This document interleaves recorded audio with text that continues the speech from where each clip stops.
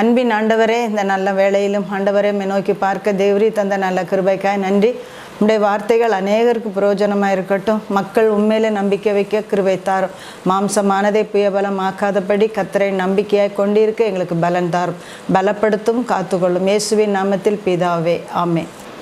கர்த்தருடைய பரிசுத்த நாமம் மகிமைப்படுவதாக. இந்த வேளையிலும் தேவனுடைய வார்த்தையை பகிர்ந்து கொடுக்க தேவன் தந்த நல்ல கிருபைக்காய், நல்ல வாய்ப்புக்காய் என் தேவாதி தேவனை நன்றியோடு ஸ்தோத்தரிக்கிறேன், துதிக்கிறேன். இப்போ நம்ம என்ன பார்க்க போகிறோன்னா, நம்ம கர்த்தரை தன் நம்பிக்கையாக வச்சுருக்கிறோமா? நான் கர்த்தரை வச்சுருக்கிறேன்னா? அல்ல கர்த்தரை வச்சிருக்கிறவங்களுக்கு என்ன ஆசீர்வாதம்? அவங்க எப்படி அவரை நம்பினாங்க, எப்படி அவர் கைக்குள்ளே இருந்தாங்கன்னு சொல்லி நம்ம பார்க்க போகிறோம். ஒரு சிலரை பார்த்து நாமளும் அதற்கு அழைக்கப்பட்டிருக்கிறோன்னு உணர்ந்து கொள்வோம். நாளைக்கு நம்ம நாள் இல்லை. நாளைக்கு என்ன, அடுத்த நிமிஷமே நமக்கு சொந்தம் இல்லை. கர்த்தர் கிருபையாக தந்தால் தான் நம்ம பெற்றுக்கொள்ள முடியும். கர்த்தர் மேல் நம்பிக்கை வைத்து கர்த்தரை தன் நம்பிக்கையாக கொண்டிருக்கிற மனுஷன் பாக்கியவான். அப்போ இதில் என்ன போட்டிருக்குன்னா, கர்த்தரை மட்டும்தான் நம்ம நம்பிக்கையாக வச்சுருக்கணும். அப்போ தான் அது ஆசீர்வதிக்கப்பட்ட மாதிரி. உலகத்தையும் நம்புவேன், எங்கள் அம்மா அப்பா நம்புவேன், அண்ணன் தம்பியை நம்புவேன், எங்கள் உறவுக்காரங்களை நான் நம்புவேன், அதோட இயேசுவை நான் நம்புவேன், அப்படி இல்லை. மனுஷன் நம்பிக்கையாக கொண்ட மனுஷனை நம்பி வச்சுருந்தோன்னா நம்ம சபிக்கப்பட்டவங்க. அப்போ கர்த்தரை நம்பிக்கையாக கொண்ட மனுஷன் ஆசீர்வதிக்கப்பட்டவன். அவன் எப்படி இருப்பான் தெரியுமா? நீர்க்கால்கள் ஓரமாய் நடப்பட்ட மரத்தை போல் இருப்பான். தன் காலத்தில் தன் கனியை கொடுப்பான். இலை உதிராதிருக்கிற ஒரு மரத்தை போல் இருப்பான். செழிப்பாக இருப்பான், மகிழ்ச்சியாக இருப்பான். மெயினாக உலகம் மகிழ்ச்சி கொடுக்காது, சந்தோஷம் சமாதானத்தை கொடுக்காது, நிறைவையும் கொடுக்காது. அப்போ கர்த்தரோடு நம்ம இருந்தோன்னா நம்ம வாழ்க்கையில் ஒரு நிறைவை அனுபவிக்க முடியும். நான் அனுபவிச்சிட்ருக்கேன். ஆனால் நான் தைரியமாக சொல்லுவேன், எது உலகம் கைவிட்டாலும் உன்னதர் கைவிடவே மாட்டார். அதை நம்ம அறிக்கையும் பண்ணணும், அதை பார்க்கவும் செய்யணும். அந்த சங்கீதம் ஒன்றில் பார்த்தீங்கன்னா சொல்லுவோம், துன்மார்க்கருடைய ஆலோசனையில் நடவாமலும் பாவிகளுடைய வழியில் இல்லாமலும் பரியாசக்காரர் உட்கார இடத்துல உட்காராமலும் கர்த்தருடைய வேதத்தில் பிரியமாக இருந்து. வேதத்தில்னா நான் வார்த்தையில், தேவன் வார்த்தையாக இருக்கிறார். ஆதியிலே வார்த்தை, அந்த வார்த்தை தேவனாக இருந்தது, தேவனிடத்தில் இருந்தது. இயேசுவும் வார்த்தை தான் மாம்சமாகி நமக்குள்ளே கிருபையினாலும் சத்தியத்தினாலும் நிறைந்தவராய் வாசம் பண்ணுகிறார். அப்போ நம்ம இயேசுவோட வாசம் பண்ண முடியுமானா முடியும். நீங்கள் செஞ்சு பாருங்க, முடியும். நீ வார்த்தையோடு இணைக்கப்பட்டு அவருடைய வார்த்தை கட்டளை கற்பனைக்கு நம்ம கீழ்ப்படிஞ்சு வாழ்ந்தோன்னா நம்மள கர்த்தர் பிரியமாக இருப்பார். அவரை நம்ப பண்ணுவார், அவரை சார்ந்து கொள்ள பண்ணுவார். நாசில சுவாசமுள்ள மனுஷனை நம்புவதை விட்டுவிடுங்கள், எண்ணப்படுவதற்கு அவனை ஏமாத்திரம். பிரபுக்களையும் நம்பாதங்க, ரட்சிக்க திராணி இல்லாத மனுபுத்திரரை நம்பாதேங்கள்னு சொல்லி வேதம் சொல்லுது. அந்த வார்த்தையை நம்ம மதிக்கணும், அதுக்கு மதிப்பு கொடுக்க கற்றுக்கிடணும். அப்போ நம்ம யாரை நம்பணும்? வார்த்தையாக இருக்கிற தேவனையும் நம்ம நம்ப பண்ணின வார்த்தையை இயேசுவையும் நம்பினா நம்முடைய வாழ்க்கை செழிக்கும். சரியா? இப்போ யார் தான் செழிப்பை விரும்பாத ஆட்கள் இருக்காங்க சொல்லுங்க பார்க்கலாம். இல்லை, எல்லாரும் ஆண்டவர் வார்த்தையும் மட்டும் இல்லை, செழிப்பையும் விரும்புகிறாங்க. சந்தோஷம், சமாதானம், நிறைவு எல்லாம் வேணும். அது எங்கே இருக்குது அப்படின்னு கண்டுபிடிக்க தெரியாமல் இருக்காங்க. சிலரை பார்த்தீங்கன்னா நாடகத்தில் இருக்குது, பொழுதுபோக்கில் இருக்குது, அல்லது சினிமாவில் இருக்குது, அல்லது சம்பாத்தியத்தில் தான் இருக்குது. அப்படி இல்லை, அந்த சம்பாத்தியத்தை எவ்வளோ சம்பாத்தியம் பண்ணினாலும் அதை அனுபவிக்கிற கிருபை கர்த்தர் தான் தரணும். துட்டு இருந்துச்சுன்னா சமாதானம் வந்துடுமா? வராது, வாங்க முடியாது அதை. அப்போ அதை தர்றது சமாதான கர்த்தர் தான் நமக்கு தரணுமா? இப்போ பாருங்கள், ஒரு ராஜா இருக்கார். அவர் யாருன்னா, அவர் கர்த்தர் மேலே நம்பிக்கையாக இருந்தார். சரி, அது யூதாவுடைய ராஜா எசேக்கியா. சரியா? எசேக்கியா ராஜா. அவர் 25 வயசில் ராஜாவாயிட்டார். 29 வருஷம் அந்த எருசலேமில் அரசாள்றாரு. தாவீதின் சந்ததியில் இவர் ஒரு ராஜா. தாவீது கர்த்தரின் பார்வைக்கு செம்மையானவைகளை செய்தானாம். தாவீது வம்சத்தில் எசேக்கியா ராஜா அவனை சொல்லுது, தாவீது செய்தது போல செய்தான் அப்படின்னு. தாவீது அப்போ யாருக்கு பிரியமாக நடந்தான்? காட்டில் ஆடு மேய்ச்சாலும் சரி, என்ன கர்த்தருடைய வார்த்தை, கர்த்தரை துதிக்கிறது, கர்த்தரை பாடுறது, கர்த்தரை மகிமைப்படுத்துறது. அவன் உலகத்தோடு இல்லை, என் வீட்டாரோட இல்லை, தனிமைப்படுத்தப்பட்டான். ஆனால் தனிமைப்படுத்தப்பட்டாலும் கர்த்தரோடு இருந்தான். நீங்கள் கர்த்தரோடு இருந்தார், அவர் உங்களோடு இருப்பார். அப்போ நம்ம கர்த்தரோடு இருந்தால் நிச்சயம் கர்த்தர் நம்மளோடு இருப்பார். என் வாழ்க்கையிலையும் அப்படி தான். நான்லாம் எதை பற்றியும் கவலை வரும், ஆனால் உலகம் நமக்கு சாதகமாகவே இருக்காது. கர்த்தர் நடத்துகிற பிள்ளைகளெல்லாம் பார்த்தீங்கன்னா, இனத்தை விட்டு உன் ஜனத்தை விட்டு உன் ஜாதியை விட்டுட்டு நான் உனக்கு காண்பிக்கிற இடத்துக்கு போ அப்படின்னு சொல்லி தான் ஆண்டவர் பிரித்தெடுத்து வழி நடத்துகிறார். சரியா? இந்த எசேக்கியா ராஜா என்ன செஞ்சார் அப்படின்னு சொன்னால், முதல்ல விக்கிரக தோப்புகளை அழித்தார், மேடைகளை அகற்றினார். சரியா? இந்த அகற்றி சிலைகளை தகர்த்து மேடைகளை அகற்றி வெண்கல சர்ப்பம். மோசே காலத்தில் சர்ப்பத்தை வணங்குனா என்ன செஞ்சோம்? நோக்கிப்பாரு பிழைப்பா. சர்ப்பம் கடிச்சிட்டா ஒன்ன நீ இந்த வெண்கல சர்ப்பத்தை நோக்கிப்பாரு பிழைப்பான்னு சொன்னான். அதை அவங்க அப்படியே வழியாக நோக்கி பார்த்து அதை பூசை போட்டு அதுக்கு என்ன பண்ணாங்களாம்? பலி செலுத்தி அதுக்கு தூபம் காட்டினாங்களாம். அதுக்கு பேர் நெகுஸ்தான்னு பேர் வச்சு அதை வழிபட்டுட்டு இருந்தாங்க. அது கர்த்தருக்கு தேவனுக்கு பிடிக்காது. என்ன சொன்னார்?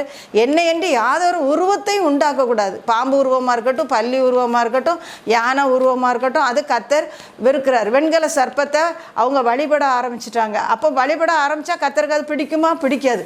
ஆனால் இந்த எசேக்கியா ராஜா அதை அகற்றிட்டார்.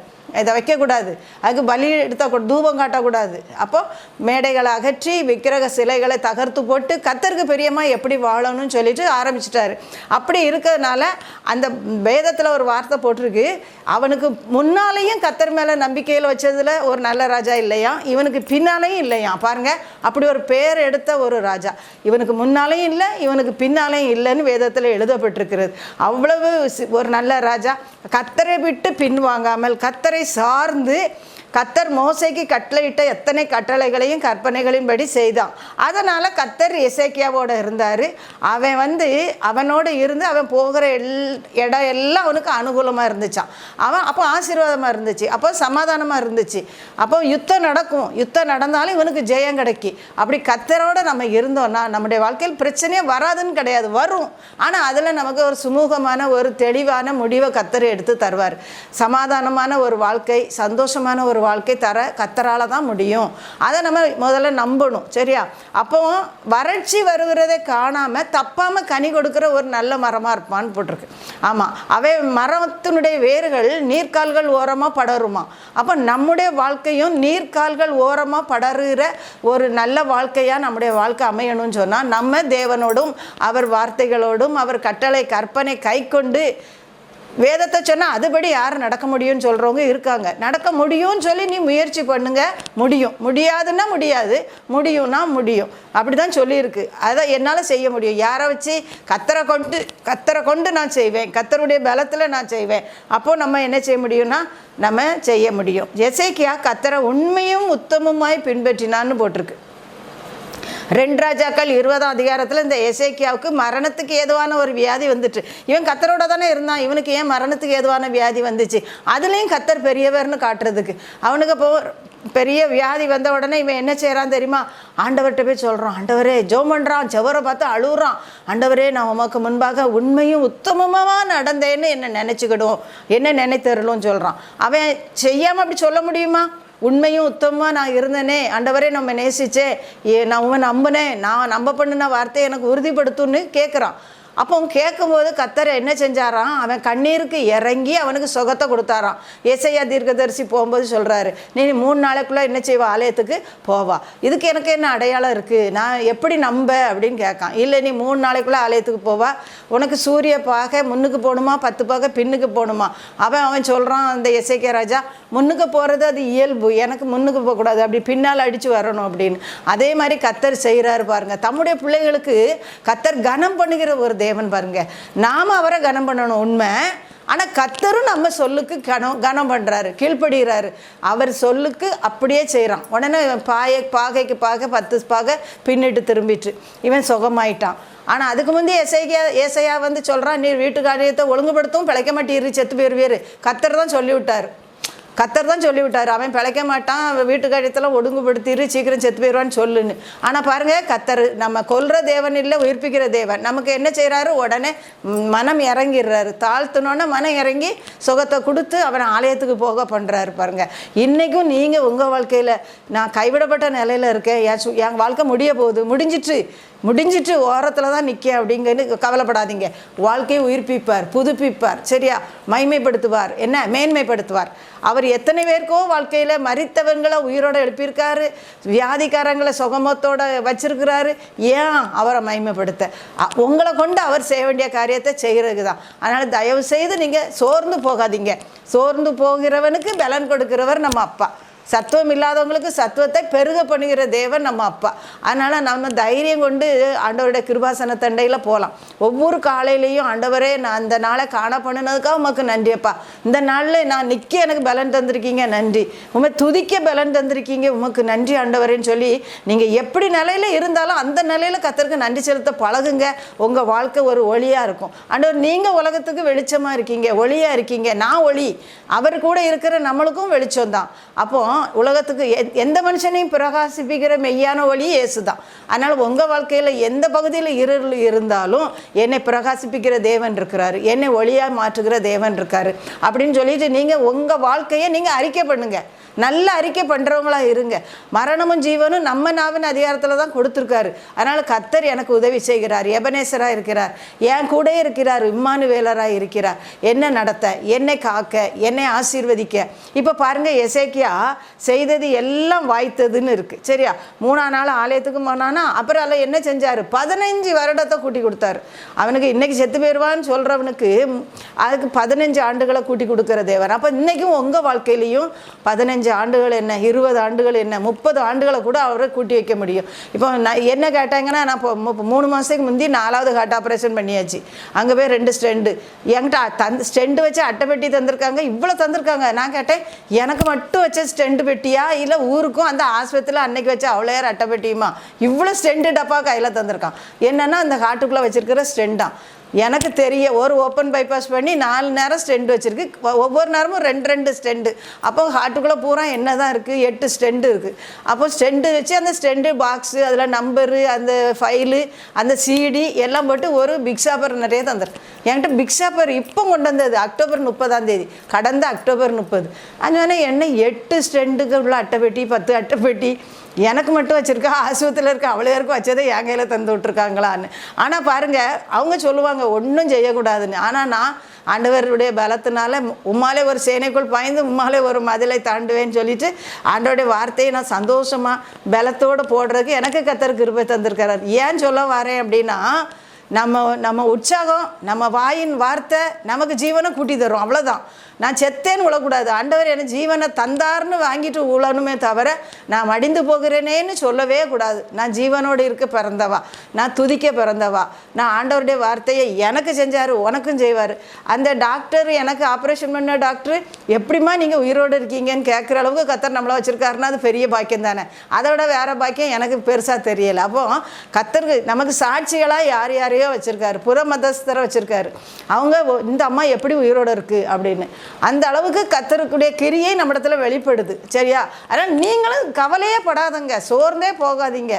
அவங்க சொல்லுவாங்க, அவங்க கண்ணில் உலகம் தெரியுது, நமக்கு கண்ணில் உன்னதர் தெரிகிறார், அவரால் கூடாதது ஒன்றுமே இல்லை. இப்போ ஏசாயா தீர்க்கதரிசி எரேமியாட்ட வந்து சொன்னார் 15 சாவ போகிறான்ட்டு. ஆனால் 15 வருஷத்தை கூட்டி கொடுத்த தேவன் அவனுக்கு மட்டும் இல்லை நமக்கும் கூட்டி தந்திருக்கிறார்.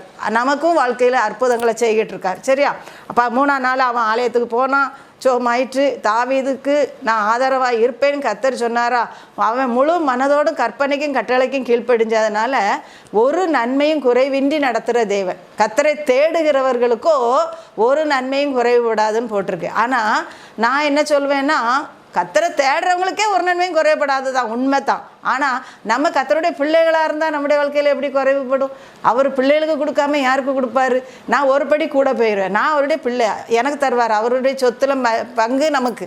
அப்போ தீர்க்காயுசு உள்ளவர், நம்முடைய அப்பா பேர் தீர்க்காயுசு உள்ளவர். அங்கே வெளிப்படுத்தின விசேஷத்தில் எழுதப்பட்டிருக்கு. அதனால் நம்முடைய ஜீவன் நமக்கு நம்பிக்கை கொடுக்கும். தீகளுக்கு தூரமாவாய் இளைப்பாறுதல் உண்டு. சரியா? அப்போ நீதியின் பலிகளை செலுத்தி கர்த்தர் மேல் நீங்கள் என்ன செய்யணும்? நம்பிக்கையாக இருக்கணும். நீதியின் பலி என்ன? எனக்கு இம்மட்டும் உதவி செய்தாரா, இனியும் உதவி செய்வார், நாளைக்கும் உதவி செய்வார், இனிமேலும் நன்மை செய்வார் அப்படின்னு சொல்லி சொல்லி நாம் கர்த்தருடைய வாழ்க்கையில் நாம் பெற வேண்டிய சகல ஆசீர்வாதங்களையும் பெற்றுக்கொள்ளணும். நீரே என் நம்பிக்கைன்னு கர்த்தரை பார்த்து தாவீது சொல்கிறோம். அதே மாதிரி நாமளும் சொல்லணும், சிறுவயது தொடங்கு நீரே என் நம்பிக்கை. யாக்கோபின் தேவனை தன் துணையாக கொண்டிருக்கிற மனுஷன் பாக்கியவான். யாக்கோபின் தேவன் யார்? அவன் தனியாக போகிறான், தனியாக காட்டில் போகிறான். ஒரு கல்லை எடுத்து தான் தலையில் வச்சுட்டு படுக்கான் லாபான் வீட்டுக்கு போகும்போது. ஆனால் அவன் கூட கர்த்தர் இருந்து தான் அவனை பெரிய பரிவாரத்தோடு கூட்டிகிட்டு வர்றாரு தவிர அவன் பெரிய சேனையோடு போய் சேனையோடு வரலை. நீ இன்னைக்கு தனிமையாக இருக்கலாம், தனிமைப்படுத்தப்பட்ட நிலையில் இருக்கலாம், கஷ்டமான சூழ்நிலையில் கண்ணீர் வடிக்கலாம். ஆனால் அதை பார்க்கிற தேவன் நம்ம கூட இருக்கிறார், அதை காண்கிற தேவன். ஆகார் சொன்னார், நீர் என்னை காண்கிற தேவன்.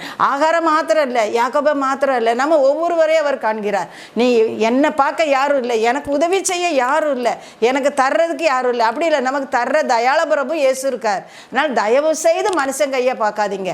அவன் அப்படியே தந்தாலும் நாளைக்கு நான் தான் அவனை சீமானா மாற்றினேன், நான் தான் அதில் விடுவிச்சேன்பா, அதுக்கு தான் இடம் கொடுக்கக்கூடாது. அவன் ஆபிரகாம் அபிமெலேக்கு கிட்ட சொல்கிறான், நீ தான் என்ன செல்வ சீமானா மாற்றினேன்னு சொல்லாதபடி நான் ஒரு செருப்பு வார கூட நான் எடுக்க மாட்டேன்னு. பாருங்கள், நம்ம அந்த நிலைமையில் ஆபிரகாமுடைய சந்ததியாக இருக்கணும், தாவீதுடைய வம்சமாக இருக்கணும். அப்போ கர்த்தர் அது தாவீதின் வம்சத்துலேயும் வந்தார், ஆபிரகாமின் சந்ததியாகவும் இருக்கார். நமக்கு அவர் போதும். அப்போ நம்ம இயேசு கிறிஸ்துடைய சந்ததி. நம்ம யார் மூலமும் பணக்காரராக அழைக்கப்படலை. அப்போ யார் மூலம்? இயேசு மூலம், கிறிஸ்து மூலம். இம்மானுவேல் தேவன் சொல்கிறாரு, சகல உலகத்தின் முடிவு பரிந்தோம் சகல நாட்களும் நான் உங்கூட இருக்கேன். அப்போ வியாதி நேரத்துலையும் இருப்பார், கண்ணீர் நேரத்துலையும் இருப்பார், சந்தோஷமான வேலையிலையும் இருப்பார். நம்ம கலங்க வேண்டிய அவசியமே இல்லை. இன்னைக்கு இதை சொல்கிறதுக்கு நிறைய பேர் இல்லை. கர்த்தருடைய அன்பை சொல்கிறதுக்கு ஆட்கள் இல்லை, தேவை. நீனும் வாங்க வாலிபனே, நீனும் எழும்பு, ஆண்டவருக்காக எழும்பு, உன் வாழ்க்கையை ஆண்டவர் கையில் கொடுத்து பாரு, கர்த்தர் என்ன செய்கிறாருன்னு பாரு, நம்பி கொடு. அவர் நம்பிக்கைக்கு பாத்திரமான ஒரு தேவன். சரியா? அடுத்தப்போ இந்த எசேக்கியா 2 நாளாகமம் 14ஆம் அதிகாரம் 7ஆம் வசனத்தில் ஆசான்னு ஒரு ராஜா இருக்கார். அவரும் சொல்கிறாரு, நான் கர்த்தரை தேடினேன், நான் தேடின போது அவர் எனக்கு தென்பட்டார். பலம் உள்ளவனுக்காயிலும் பலனற்றவனுக்காயிலும் உதவி செய்கிறது உமக்கு லேசான காரியம். அந்த ஆசா ஜோம் பண்ணுறான். அவனை துவைக்க வரும்போது, நீர் உமக்கு உதவி செய்கிறது லேசான காரியம், தேவனே மனுஷன் உண்மை மேற்கொள்ள விடாதீரும்னு ஜோம் பண்ணுறான். நாம் இன்னைக்கு எப்படி ஜோம் பண்ணுறோம்? மனுஷன் உண்மை மேற்கொள்ளக்கூடாதுப்பா, என்னன்னு சொல்லலை, நான் கர்த்தரோட இருக்கேன். கர்த்தர்கிட்ட அவன் சொல்கிறான், கர்த்தாவே என்ன மேற்கொள்ள விடாதுன்னு சொல்லலை, மனுஷன் உண்மை மேற்கொள்ள விடாதிரும். அப்போ அவர் மேற்கொள்ளாமல் ஜெயித்தா நமக்கும் சேர்ந்து ஜெயம் கிடைக்கும். சரியா? அதுக்கு மாதிரி ஆசாவாக சொல்கிறான், பலன் அற்றவனுக்கும் நீர் உதவி செய்ய முடியும் அப்படி. அதனால் எத்தியோப்பியர் திரும்ப பலம் கொள்ளாதபடி முறிந்து விழுந்தாங்கன்னு போட்டிருக்கு. அப்போ கர்த்தருடைய சேனைக்கு முன்பாக இந்த சத்துருடைய சேனைகள் நொறுங்கி போயிடும். நீங்கள் கவலையே பட வேண்டாம், திகைக்க வேண்டாம், பயப்படாதே, திகையாதே, கலங்காதே. நான் உன் தேவன், நான் உன்னை பலப்படுத்தி உனக்கு சகாயம் பண்ணுவேன், என் நீதியின் வலது கரத்தினால் உன்னை தாங்குவேன். தாங்குறவர் யாரு? உலகத்தை படைச்ச உன்னதர், மனுஷன் இல்லை, ஏலமாட்டாத தேவன் இல்லை, சர்வ பலமுள்ள தேவன். அதனால் உங்கள் வாழ்க்கையில் அவர் எப்படி நீங்கள் தூக்கி பிடிக்கீங்களோ அப்படி அவர் உங்களுக்கு உயர்த்தப்படுவார், உங்கள் வாழ்க்கையில் உங்களை உயர்ந்திருக்க பண்ணுவார். நான் சர்வ பலமுள்ள தேவன் யாருக்கு வெளிப்பட்டார்? ஆபிரகாம்கிட்ட. அவன் பிள்ளை இல்லாத நிலையில், ஒரு குறைவான நிலையில், ஆண்டவரே நான் பிள்ளை இல்லாமல் இருக்கேன்னு எனக்கு என்ன தருவீர்னு கேட்கான். உலகத்தின் நிந்தைக்குள்ளே அவன் இருந்தான், அந்த நிந்தை நீங்கணும்னு அவன் அழுகுறான். அப்போ கர்த்தர் என்ன சொல்கிறாரு? நான் சர்வ வல்லமை தேவன், நான் சர்வ வல்லமை உள்ளது, என்னால் எல்லாம் செய்ய முடியும். எது செய்ய முடியாதுன்னு நினைக்கிற? நான் ஆசீர்வதிக்க முடியும். அவனை அநேக ஜனங்களுக்கு ஜாதி ஜனங்களுக்கு தகப்பனா அவங்கள ஆசீர்வதிச்சாரு. அப்படி கர்த்தரால் கூடாதது ஒன்று. நீங்கள் கர்த்தரை உயர்வாக மதிப்பிடுங்க, அவர் உங்களை உயர்வாக மதிப்பிடுவார். சரி, எவ்வளோதான், ஒரு சிம்பிள் தான் அது, ரொம்ப சிம்பிள் சூத்திரம். நீ கர்த்தரை உயர்த்து, அவர் ஒன்றை உயர்த்துவார். நீ கர்த்தரை துதி, அவர் ஒன்றை துதிக்கிற மகனாக கர்த்தர் மாற்றிடுவார். உங்களை வானத்துக்கு மேலே இருக்கிற நட்சத்திரத்தை மாதிரி உயர்ந்த ஸ்தானத்தில் வச்சு உங்களை ஆசீர்வதிக்க வல்லமை உள்ளவராக இருக்கார். அடுத்தது பார்த்தீங்கன்னா, இந்த எசேக்கியா ராஜா பார்த்தீங்கன்னா, அவன் மனமேட்டிமை ஆனானா. வசனம் சொல்லுது, மனமேட்டிமை உள்ளவன் எவனும் கர்த்தருக்கு அருவருப்பானவன் போட்டிருக்கு. ஆனால் இவன் வாழ்க்கையில் ஒரு மனமேட்டிமை இருந்துச்சுன்னு போட்டிருக்கு. அப்புறம் சொல்கிறான், மனமேட்டிமை தெரிஞ்ச உடனே, உணர்ந்த உடனே, கர்த்தர் காட்டின உடனே தாழ்த்திட்டானா. அவனை தலைகீழ தாழ்த்திட்டான். ஆண்டவர் அநேகரை பார்த்தீங்கன்னா, நான் அவனை அழிப்பேன்னு சொல்லியிருப்பாரா, அதுக்கு பிறகு அவங்க பாவத்தை அறிக்கையிட்டு மனம் திரும்பி தன்னை தாழ்த்தினோடனே, நான் அவன் காலத்தில் அவன் தப்பை செய்யலை, அவன் பிள்ளைகள் காலத்தில் செஞ்சுக்கிடலாம், இப்போ நான் அவனுக்கு மனம் இறங்குவேன். பாருங்கள், நம்முடைய அப்பா கிருபையும் மன உருக்கமும் மன இரக்கமும் உள்ள தேவன். உடனே என்ன செஞ்சிட்டாரா, அவனுக்கு செய்வேன்னு சொன்னதை செய்யலை, அவன் செஞ்சது எல்லாம் வாய்க்க பண்ணார். அவன் கட்டளைக்கும் கற்பனைக்கும் கீழ்ப்படிஞ்சதுனால எசேக்கியா எங்கேருந்து கீகோன் அணையில் ஒரு பெரிய அணையை கட்டி தண்ணீரை மேற்கே இருந்து என்ன செஞ்சானா, என்ன ஆற்றில் அணையை கட்டி மேற்கே இருந்து தாழ தாவீது நகரத்துக்கு நேர திருப்பி தண்ணியை விட்டான். தண்ணி வந்துச்சுன்னா அந்த நாடு செழிக்கும். இப்போ பார்த்தீங்கன்னா, ஆறு போகிற பகுதியெல்லாம் வயல்வெளிகள் செழிப்பாக இருக்க காரணம் தண்ணீர் பாயிற இடம், அது வறட்சியே காணாது, செழிப்பாக இருக்கும். அதே மாதிரி அந்த நகரம் பூரா செழிப்பாக இருந்துச்சான். அவனுக்கு மகா திரளான ஆஸ்தியை கொடுத்துருந்தாராம். யாருக்கு? எசேக்கியாவுக்கு. எப்போ? அவன் மனமேட்டிமையாக இருக்கும்போது இல்லை, மனமேட்டிமையிலேருந்து தன்னை தாழ்த்தி கர்த்தருடைய சமூகத்தில் தன்னை அர்ப்பணித்த போது கர்த்தர் அவனை என்ன செஞ்சாராம்? செழிப்பாக ஆசீர்வச்சாராம். மகா பெரிய திரளான ஆஸ்தியை அவனுக்கு கொடுத்தாராம். எப்படி கொடுத்தாருன்னு போட்டிருக்க? ஆஸ்தியை கொடுத்தாருன்னு போடலை, நான் வாசித்தேன், திரளான்னு போடலை, மகா திரளான ஆஸ்தியை எசேக்கியா ராஜாவுக்கு. அதில் சாலமோன் ராஜாவுக்கு தான் நிறைய இருந்துச்சு நம்ம பார்க்கோம். அவன் வெள்ளி பொண்ணு உடைய பெரிய திரளான ஆஸ்தி உடையவனாக இருந்தான். அவன் காலத்தில் வெள்ளி ஒரு பொருளாக எண்ணப்படலை, தங்கத்தில் எல்லாம் செஞ்சான்னு பார்க்கோம். யார் கொடுத்தா தெரியுமா? அது நம்ம அப்பா தான், நம்ம அப்பா தான், ஏசப்பா தான், தேவன் தான் கொடுத்தாரு. அவன் என்ன கேட்டான்? எனக்கு ஞானம் தாருன்னு கேட்டான். ஞானம் என்ன? இயேசு தான் ஞானமா? இயேசுவை கேட்டால் அவர் கூட எல்லாம் வந்துடும்ல, அதனால் அவனுக்கு எல்லாம் வந்துட்டு. அதே மாதிரி தான் இப்போ மகா திரளான ஆஸ்தியை யாருக்கு கொடுத்தாராம்? நம்ம சொல்கிறோமே எசேக்கியா ராஜா கொடுத்தாராம். அவன் கீகோன் என்னும் ஆற்றில் அணையை மட்டும் காட்டி தாவீது நகரத்துக்கு கொண்டு வந்து செழிப்பை கொடுத்து அவன் செய்தது எல்லாம் வாய்த்ததுன்னு போட்டிருக்கு. அப்போ நம்ம செய்கிறதெல்லாம் வாய்க்கணும்னு சொன்னால் இரவும் பகலும் ஆண்டவருடைய வார்த்தையின் மேலே பிரியமாக இருக்கணும், பிரியமாக இருக்கணும். பிரியமாக, கடமைக்கா இல்லை. நம்ம கடமைக்கு செஞ்சால் கர்த்தர் நமக்கு கடமைக்கு செய்வார். இல்லை, நம்ம பிரியமாக செஞ்சால் கர்த்தர் நமக்கு பிரியமாக செய்வார். கர்த்தருடைய வேதத்தில் இரவும் பகலும் பிரியமாக இருந்து தியானிக்கிற மனுஷன்தான் நீர்க்கால்களின் ஓரமாய் நடப்பட்ட மரத்தை போல தன் காலத்தில் தன் கனியை தந்து இலையுதிராது இருக்கிற ஒரு மரத்தை போல் இருப்பான். அவன் செய்வது எல்லாம் வாய்க்கும். வாய்ச்சிச்சா வாய்க்கலையா? வாய்க்கும், வாய்க்காமல் போகாது. அது என்ன? ஆண்டவருடைய வார்த்தை. அது நிறைவேறும் வார்த்தை, அது செழிப்பை கொண்டு வரும் வார்த்தை. உங்கள் வாழ்க்கையில் நீங்கள் எந்த இடத்துல மன நொந்து போய் சோர்ந்து போய் இருக்கீங்களோ அது எனக்கு தெரியலை, ஆனால் கர்த்தருக்கு தெரியும். அதனால் இந்த வார்த்தை உங்களுக்கு நேரம் கடந்து வருதா, ஒரு நிமிஷம் உங்களை அர்ப்பணிச்சிருங்க, ஒரு நிமிஷம் உங்களை தாழ்த்தி கொடுத்துருங்க. ஆண்டவரே, நான் மனமேட்டிமை ஆயிட்டேன்யா. ஆண்டவர் ஒன்று சொல்லியிருக்காரு, எப்போ பாவி ஆனாலும் தள்ள மாட்டேன், நீ துரோகம் செய்த போதிலும் என்ன நோக்கிப்பார், நீ ரட்சிக்கப்படுவா அப்படின்னு சொல்கிறாரு. ஆண்டவர் சொல்கிறாரு, ரட்சிப்பின் சந்தோஷத்தை தரணும்னா நம்ம அப்பாவால் தான். அவர் தான் மன உரு எடுத்து பாவமில்லாத ரத்தத்தை மீட்கும் பொருளை விலைக்கிரயமாக கொடுத்து நம்மளை மீட்டு கொண்டிருக்கிறார். ஆண்டவர் சொல்லிட்டார், எந்த பாவியாயினும் தள்ள மாட்டேன் என்கிறார், துரோகம் செய்த போதிலும் நோக்கி பார் ரட்சிப்பார். பாருங்க, இந்த யூதாசு இயேசுக்கு துரோகம் தான் பண்ணுனான், ஆனால் அவன் நோக்கி பார்த்தானா? இல்லை. ஆனால் நோக்கி பார்த்துருந்தா, இந்த பேதுரு மறுதளிச்ச போது இயேசுவை நோக்கி பார்த்து மனம் திரும்பிட்டான். அவன் இரக்கத்தையும் கிருபையும் பெற்றுக்கிட்டான். ஆனால் இவன் எதிர் திசையில் போயிட்டான். அந்த தேவனை நோக்கி பார்த்து திரும்பி வராமல் எதிர் திசையில் போனதுனால ஒரு நாண்டு கொண்டு செத்தான், வயிறு வெடித்து விழுந்து செத்தான்னு பார்க்கிறோம். அது நமக்கு வேண்டாம். நம்மளை அழிக்கிறதுக்கு ஆண்டவர் ரத்தம் சிந்தி வரவே இல்லை. பார்த்துடுங்க, சமாரியா ஸ்திரீகிட்ட சொல்கிறாரு, 6 இப்போ இருக்கிறவனும் உனக்கு புருஷன் இல்லைன்னு. பாருங்கள், உலகம் நம்மளை அருவருப்பாக நினைக்கும், அற்பமாக நினைக்கும், கழிச்சு போடும். ஆனால் கர்த்தர் என்ன செய்கிறாரு? அவளை தேடி போய் அவளை அணைச்சி ஒரு ஆத்துமாவின் விலை எவ்வளோ பெரியதுன்னு சொல்லி அன்பு செலுத்துறாரு. ஆனால் அதே அன்பு, அதே மாதிரி தப்பு நம்ம செஞ்சோன்னா நம்ம அம்மா அப்பா நம்மளை நேசிப்பாங்களான்னா எனக்கு சந்தேகம்தான். அவள் சொல்லு கேட்காம போயிட்டா அப்படின்னு சொல்லி முடிச்சிருவாங்க ஒரே வார்த்தை. ஆனால் கர்த்தர் பாருங்க, உங்களை கூப்பிடுறாரு, வான்னு கேட்காரு, அவளை தேடி போகிறாரு. அதே மாதிரி நீங்களும் இன்னைக்கு என்ன பாவம் செஞ்சிருந்தாலும் உலகம் பாவத்தை வெறுக்கும், கர்த்தர் உன்னதர், ஒன்றை நேசிக்கார், பாவத்தை வெறுக்காரு, ஆனால் பாவியை நேசிக்கிறார். எதுக்காக? ஒரு பாவியும் கெட்டு போகக்கூடாது. ரட்சிக்க வந்த ரட்சகர், மீட்பர். அதனால் எந்த பாவினாலும் நான் ரட்சிப்பேன், நீ அதை பற்றி கவலையே படாத, நான் உன்னை தேடி வந்து தூக்குறேன். அதாவது ஒரு நம்ம அப்பா மேய்ப்பன் தான், 100 ஆடு இருந்துச்சு, 100 ஆடில் 99 ஆடு அவர் மந்தையில் இருந்துச்சு, ஆனால் ஒரு ஆடை தான் காணும். சரி, ஒரு ஆடு தானே, போனா போட்டும் அப்படின்னு சொல்லி அவர் இருக்கவே மாட்டார். அது மனுஷன் கூட போனா போட்டுன்னு விட்டுருவான். ஆனால் கர்த்தர் பார்த்தீங்களா, உங்களுக்காக எனக்காக மட்டும் இல்லை, அவருடைய ரூபத்தின்படி அவருடைய சாயலின்படி நம்ம சிருஷ்டிக்கப்பட்டதுனால அவருடைய ரூபத்தை அவர் இழக்க விரும்பலை. அவருடைய சாயலை நீ இருக்கிறதுனால உன்னை இழக்க அவர் விரும்பலை. தேடி காடு மலை உயரம் மேடு முள் எல்லா இடத்துக்குள்ளும் போய் முள்ளுக்குள்ளே சிக்கி இருக்கு, பாவத்துக்குள்ளே சிக்கி இருக்கிற அந்த ஆட்டை பிடிச்சி மீட்டு கொண்டார். தோல் மேலே போட்டு கொண்டு வந்துட்டு என்ன சொல்கிறாரு? என்னோட கூட சந்தோஷப்படுங்க, நாம் சந்தோஷப்படலாம் வாங்க.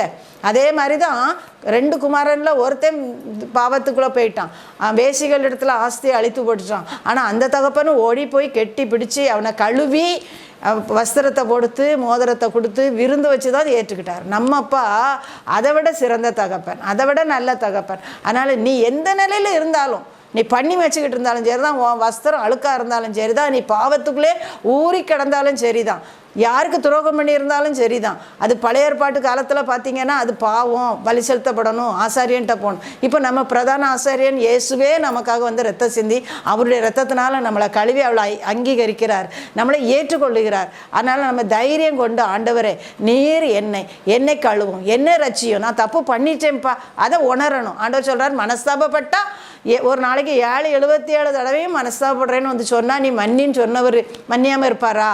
இங்கே உங்கள் வாழ்க்கையில் நீங்கள் என்ன தவறு செய்கிறீங்கன்னு உங்களுக்கு தெரியுதோ அதை விட்டுட்டு வெளியே வந்துடுங்க. பாவ சகதியிலேருந்து வெளியே வந்துடுங்க. அது போதும். அவர் கழுவி குளிப்பாட்டி உங்களுக்கு விருந்து வச்சு அவர் நல்ல வஸ்திரத்தை தரித்து உங்கள் பிள்ளையாக வச்சுக்கிடுவார். நீங்கள் உங்களை யோசிக்க வேண்டாம், உங்கள் காலத்தை நீங்கள் கெடுக்க வேண்டாம். காலத்துக்கு முன்னே நீ ஏன் சாக வேண்டும்? வேண்டாம், நீ சாக அழைக்கப்படலை, நீ ஜீவனோடு வாழ தான் அழைக்கப்பட்டிருக்கிறார். அப்போ நீ செய்ய வேண்டியது என்ன? கர்த்தருடைய வார்த்தை, கர்த்தருடைய கட்டளை, கர்த்தருடைய வார்த்தைக்கு செவி கொடுத்தா அவர் நம்மளை என்ன செய்கிறாரு? மீட்டு கொள்ளுகிறார். ஆதாம் ஏவாளும் கீழ்ப்படியாமல் தான் பாவம் உலகத்துக்குள்ளே வந்துச்சு. நாம இன்னைக்கு பாவம் செய்யாட்டாலும் பாவத்தில் தான் பிறக்கும். அதனால் நீங்கள் அதை பற்றி நினைக்கவே வேண்டாம். உன்னை யாரும் ஏற்றுக்க மாட்டா நீ நினைக்காத, கர்த்தர் ஏற்றுக்கொள்வார். அவர் கையில் உங்களை அர்ப்பணிங்க. ஆண்டவரே, இந்த நல்ல நாளில் நான் உங்களுடைய கையில் தந்துடுறேன். உங்களுடைய வார்த்தையினால் என்ன கழுவும், உங்களுடைய கட்டளைகளினால என்ன கழுவும், உங்களுடைய ரத்தத்தினால என்ன கழுவும், உங்களுடைய பரிசுத்த ரத்தம் என்னை கழுவட்டுன்னு சொல்லி நம்மையும் நம்முடைய வாழ்க்கையும் ஆண்டவர் கையில் ஒப்பு கொடுத்தா அவர் ஏராளமான கிருபைகளை நமக்கு கட்டளையிட போதுமானவராக இருக்கார். ஜெபிப்போமா. அன்பின் ஆண்டவரே, இந்த நேரத்துக்காய், இந்த வார்த்தைக்காய் உமக்கு நன்றி சுவாமி. எங்களோடு நீர் பேசுகிறீர் கர்த்தாவே. எங்களை நீர் காண்கிற தேவனாய் இருக்கிறீர், கண்ணீரை துடைக்கிற தேவனாய் இருக்கிறீர், எங்கள் பாவங்களை நீர் கழுவுகிற தேவனாய் இருக்கிறீர். அப்பா, எங்களை உடைய மந்தையின் ஆடாய் சேர்த்து கொள்ளும். யார் ஒருவர் தங்களை மேட்டிமையிலிருந்து விலக்கி தாழ்மைப்படுத்துகிறார்களோ தாராளமான கிருபைகளை பொழிந்து ஆசீர்வதிக்கப் போகிறீர். பலப்படுத்தும், காத்துக்கொள்ளும். இயேசுவின் நாமத்தில் பிதாவே, ஆமென்.